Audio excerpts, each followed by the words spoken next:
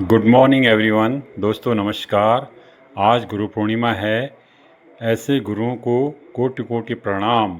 तो आज हमारे कॉलोनी में हमारे गुरुजी का स्वागत हुआ है, अभिनंदन हुआ है और उनके साथ पूरे कॉलोनी वाले इकट्ठा होके उनका वेलकम करा है और उनके मुखार बिंदु से कुछ शुद्ध वाणी सुनी गई है। वो क्या कह रहे हैं, आइए। साथियों, हमारे गुरुजी का नाम है पंडित योगेंद्र शास्त्री जी और बहुत बड़े कथावाचक भी हैं और कॉलोनी में पूजा पाठ और हवन सब कुछ वही हमारे कॉलोनी को संभाले हैं।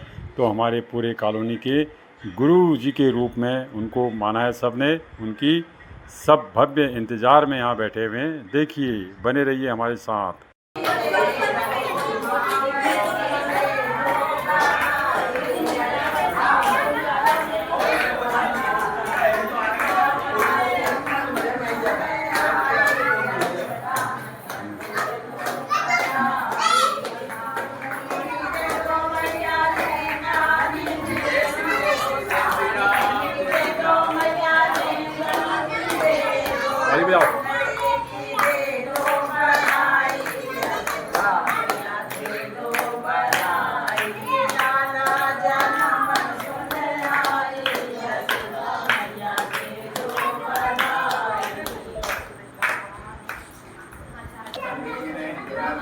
काली बेटा, क्या नाम है तेरा? हैं? आदर्श। तेरा क्या नाम है? कुणाल। हैं? कुणाल। कुणाल, तूने पहले देखा मेरा वीडियो? जय हो। बोलो शेरों वाली मैया की, राम दरबार की। गाओ गाओ, भजन गाओ।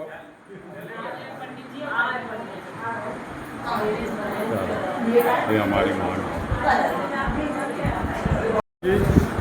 नमस्कार। अरे हम लोग तो करेंगे पंडित जी तेरे चंदन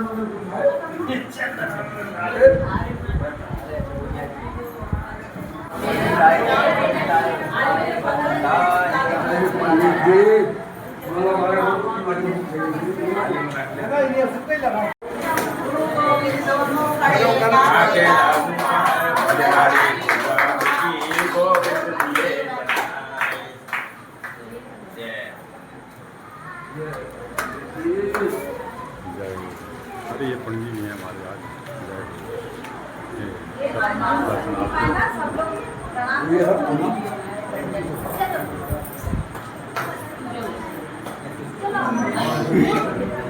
गुरु ब्रह्मा गुरु साक्षात। बोलो बोलो, गुरु ब्रह्मा गुरु, बोलो बोलो।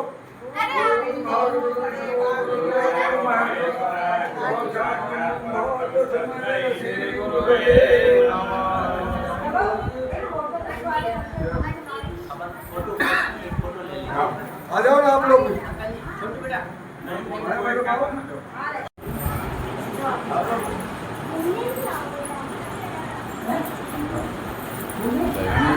महाराज की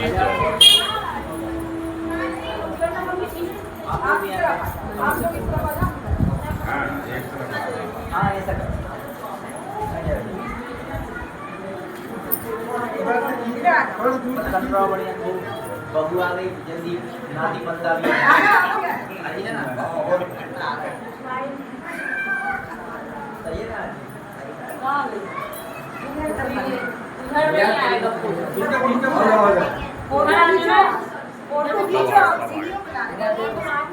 फोटो भी खींच लो, वीडियो बना लेगा, फोटो भी खींच लो। हमने बगैर लाइट नहीं आओ ना, आधा घंटा इंतजार करा फिर आप तो लो। जी एक माही के लिए दे देना। माही के लिए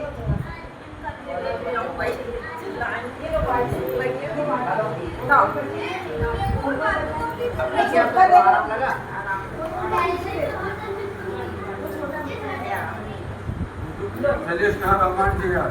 अरे वाह, शैलेश तो हम घूमता फिर रहा है। आपको बोलो आप ठीक है पड़े तमाम सबको निमंत्रण दे डाला। वापस बोल रहे थे, हम तो मना कर दिए। फिर अरे हमको तो बाहर 12 बजे 5 बार ये लोग से बोले माही है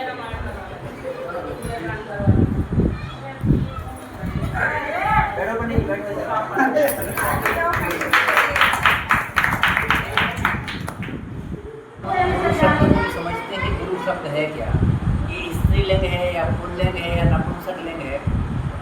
शब्द जो है व्याकरण शास्त्र के अनुसार में गोहे धातु से बनता है। उसका सर्वप्रथम जो गा है उसका मतलब है अंधकार, रू है उसका मतलब है प्रकाश।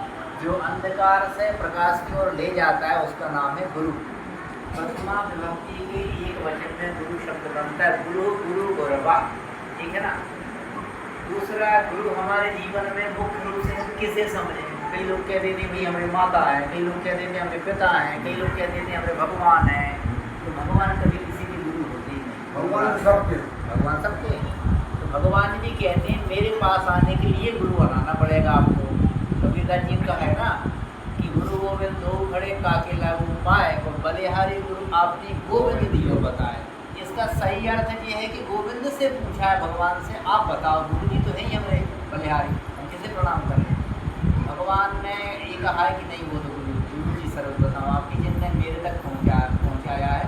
दूसरा अर्थ कई लोग निकाल लेते हैं भैया कबीरदास जी ने स्वयं कहा है कि मैं तो पहले गुरु को। तो प्रेरकः शुष्कश्चैव वाचको दर्शकस्तथा शिक्षको बोधकश्चैव सवेते गुरवस्मृतः। प्रेरक अर्थात प्रेरणा देने वाला, तो हमें प्रेरणा दे रहा है वो भी हमारा गुरु है। दूसरा सूचकश्चैव सूचना देने वाला, अच्छे कार्य की सूचना देने वाला। भागवत कथा हो रही, चलो भागवत कथा हम चलते हैं, तो वो भी आपका गुरु है क्योंकि अच्छी सूचना दी है। ऐसा नहीं कि लड़ाई हो रही चलो लड़ाई देखने चले, ये सूचना नहीं है, ठीक है ना। और वाच को अच्छा बोलने वाला, अच्छी वाणी सिखाने वाला, और दर्शकस्तथा और आपके जीवन में अच्छा गाइडेंस देने वाला अर्थात मार्गदर्शन को कहते हैं। दूसरा शिक्षक, शिक्षा देने वाला। और तीसरा है उत्तम बोध कराने वाला। वो कितने गुरु हो गए, टोटल 6 हो गए। तो इनमें मुख्य रूप से जो गुरु माने जाते हैं जिन्हें कभी चेंज नहीं किया जा सकता वो है दीक्षा गुरु। उनके बाद ये आते हैं, उनके बाद सूचना देने वाला आएगा, उनके बाद बोध कराने वाला आएगा, और उन्हीं के बाद आपको पद प्रदर्शित करने वाला अर्थात मार्गदर्शन मिलेगा। जब तक आपके जीवन में दीक्षा गुरु नहीं होगा तो जितने भी गुरु हैं वो सब शून्य हैं। ना आपकी माता गुरु है, ना आपका पिता गुरु है, ना कोई गुरु है। तो सर्वप्रथम दीक्षा का तात्पर्य लोग नहीं समझते। अब पता चला बड़े बड़े कथावाचकों ने माइक में बोल दिया तुम हमारे चेला हम तुम्हारे गुरु, तो वो दीक्षा नहीं है, दीक्षा होती नहीं। दीक्षा में तो पूरा दिन भर लग जाता है। गान फूंकते हैं गुरु जी, पर्दा डालते हैं, उसमें बहन भी बनानी पड़ती है, उसके बाद दीक्षा करने का होता है। बिना सिंगल भी कोई दीक्षा किसी को नहीं दे सकता। इसलिए महाभारत में एक वाक्य लिखा है, धर्माणाम देश का साक्ष्य सा भविष्यति धर्मभाव। उदाहरण के तौर पर जो भी आपके उसमें मंदिर में पुजारी जी हैं या विद्वान कॉलोनी में है, तो महाभारत काल कहते हैं वेद व्यास जी उनसे हमेशा संपर्क में बने रहना, उनके द्वारा भगवान की कथाओं को सुनना या अच्छी बातों को श्रवण करना, यानी बौद्धिक हमेशा चलते रहना, तो एक सरल सबसे अच्छे शिष्य का लक्षण है, ठीक है ना। तो गुरु हमारे जीवन। अच्छा, एक कथा आपको सुनाते हैं। एक व्यक्ति ने कहा भैया मुझे तो सब कुछ आता है, मैं बहुत बड़ा बुद्धिमान हूँ, मैं गुरु बना के क्या करूँगा। एक दोस्त ले गया गुरु के पास, ले गुरु को प्रणाम करो, बोल कर लूँगा पर बनाऊँगा नहीं। तो गुरु ने कहा चलो ठीक है कोई दिक्कत नहीं, आप मत बनाओ, पर हमारी बात को मानेंगे तो मान जाएंगे। गुरु जी ने एक जलता हुआ दीपक दिया, आप अंधेरे में सायंकाल के समय जलता हुआ दीपक दिया और बोले एक काम करना, जंगल में एक मंदिर है, इस जलते हुए दीपक को बुझना नहीं चाहिए, मंदिर में जाकर के तुम जाकर के रख दो। अब वो चल पड़ा, गुरु को केवल बात मानी पर गुरु नहीं बनाया। तो जैसे आधे रास्ते में चला, हवा चली, दीपक बुझ गया, अंधकार हो गया। तो जैसे ही अंधकार हुआ वो वहीं रुक गया, लौट कर के गुरु जी के पास चला गया। तो गुरु जी दीपक बुझ गया। गुरु जी के अंदर दीपक तो बुझने को ही जलता है। बोले आप क्या करें, वो तो तुमने हमारी बात का पालन नहीं किया, वो तो हो गया गड़बड़ मामला। क्यों? तो से दीपक जलता हुआ जो रोशनी है, रोशनी जो है अंधकार को दूर करती है, तुम आगे आगे चले जाते। तुम्हें तो बुद्धि है, तुम तो जा सकते थे, क्यों नहीं गए? तुम्हारे अंदर तो बुद्धि थी ना, तुम तो पहुँच जाते अंधकार में। जिस प्रकार से जलते हुए दीपक को लेकर के अंधकार दूर होता जाता, तुम चले जाते मंदिर में, और दीपक जैसे ही बुझ गया अंधकार में तुम कुछ नहीं कर सकते थे। इसी प्रकार से आपके अंदर के अंधकार को दूर करने के लिए गुरु की की हमारे जीवन में आवश्यकता होती है। अरे कितनी आप लेट हो जाए तो विवाह के बाद तो तुरंत गुरु बना ही लेना चाहिए, नहीं तो आपकी कितनी सारी क्रिया है, कर्म है, जो भजन पूजन है, यज्ञ है, वो सब निष्फल हो जाए। फिर कहते हमें फल नहीं मिल रहा। पूरी कथाएं चल रही, भागवत करा ली, सत्यनारायण की कथा करा ली, अनुष्ठान करा लिया, महामंत्र के जाप करा लिया, यज्ञ करा लिया, तो पता चला गुरु ही नहीं है, वो सब निष्फल है। ये मैं नहीं कह रहा हूँ, ये धर्मशास्त्र कह रहे हैं, शास्त्रों में लिखा है। या तो हम धर्मशास्त्रों की बातों को माने, या फिर मन चंगा तो कठौती गंगा उस बात को माने।